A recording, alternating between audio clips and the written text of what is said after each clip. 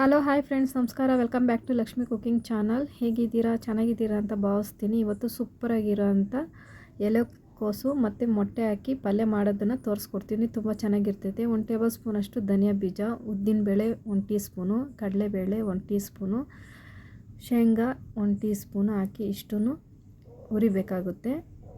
ಸ್ವಲ್ಪ ರೋಸ್ಟ್ ಮಾಡಬೇಕು. ಜೊತೆಗೆ ಬ್ಯಾಡಗೆ ಮೆಣಸಿನ್ಕಾಯಿ ಒಂದು 5 ಹಾಕ್ಕೊಳ್ತೀನಿ. ಹಾಕ್ಕೊಂಡು ಸ್ವಲ್ಪ ಹಾಗೆ ಡ್ರೈ ರೋಸ್ಟ್ ಮಾಡ್ಕೊಬೇಕಾಗುತ್ತೆ. ಇದಕ್ಕೆ 1-2 ಟೇಬಲ್ ಸ್ಪೂನಷ್ಟು ಒಣಕೊಬ್ಬರಿನ ಹಾಕ್ಕೊಳ್ತಾ ಇದ್ದೀನಿ. ತುಂಬ ಚೆನ್ನಾಗಿರ್ತೈತೆ. ಟೇಸ್ಟ್ ಅಂತೂ ಸಖತ್ತಾಗಿರುತ್ತೆ. ನೀವು ಒಂದ್ಸಲ ಟ್ರೈ ಮಾಡಿ.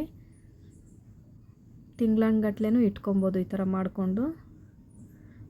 ಖಾರಕ್ಕೆ 2 ಮೆಣಸಿನ್ಕಾಯಿ ಹಾಕ್ಕೊಳ್ತಾ ಇದ್ದೀನಿ. ಜಾರ್ಗೆ ಹಾಕ್ಕೊಂಡು ಇವಾಗ ಪೌಡ್ರ್ ಮಾಡ್ಕೊಂಬರ್ತೀನಿ. ಮಾಡ್ಕೊಂಬಂದಿದ್ದೀನಿ ನೋಡಿ. ಇಷ್ಟು ಮಾತ್ರ ಮಾಡಿಕೊಂಡ್ರೆ ಸಾಕು.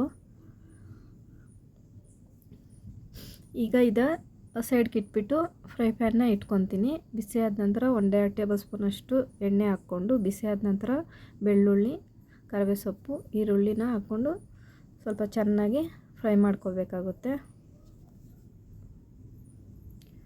ಒಂದ್ಸಲಿ ಮಾಡಿ ನೋಡಿ, ಮತ್ತೆ ಮತ್ತೆ ಮಾಡಬೇಕು ಅನಿಸುತ್ತೆ. ತುಂಬ ಚೆನ್ನಾಗಿರ್ತೈತೆ ಟೇಸ್ಟು. ನಾನು ಇವಾಗ ಎಲೆಕೋಸನ್ನ ಮೊದಲೇ 5 ನಿಮಿಷ ಅಷ್ಟು ಬೇಯಿಸ್ಕೊಂಡು ಇಟ್ಕೊಂಡಿದ್ದೀನಿ. ಸ್ವಲ್ಪ ಉಪ್ಪನ್ನು ಸೇರಿಸಿ 5 ನಿಮಿಷ ಬೇಯಿಸ್ಕೊಂಡು ಇಟ್ಕೊಂಡು, ಮತ್ತು ಅದೆಲ್ಲ ನೀರೆಲ್ಲ ಸೋಸಿ ಹಾಕ್ಕೊಂಡು ಈಗ 5 ನಿಮಿಷ ಬೇಯಿಸ್ಕೊತೀನಿ. ಮತ್ತು ನೀರೆಲ್ಲ ಇರ್ತೈತಲ್ಲ ಅದು ಸ್ವಲ್ಪ ಎಳ್ಕೋಬೇಕಾಗುತ್ತೆ.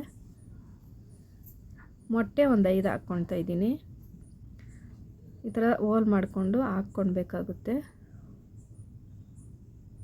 ಚೆನ್ನಾಗಿ ಎಲ್ಲ ಮಿಕ್ಸ್ ಮಾಡ್ಕೊಬೇಕು. ಉರಿ ಕಡಿಮೆ ಇಟ್ಕೊಂಡು ಚೆನ್ನಾಗಿ ಮಿಕ್ಸ್ ಮಾಡ್ಕೊಬೇಕಾಗುತ್ತೆ. ಪಲ್ಯದ ಪೌಡ್ರು ಹಾಕ್ಕೊಳ್ತಾ ಇದ್ದೀನಿ. ಹಾಕ್ಕೊಂಡು ಒಂದ್ಸಲಿ ಮಿಕ್ಸ್ ಮಾಡ್ಕೋಬೇಕಾಗುತ್ತೆ.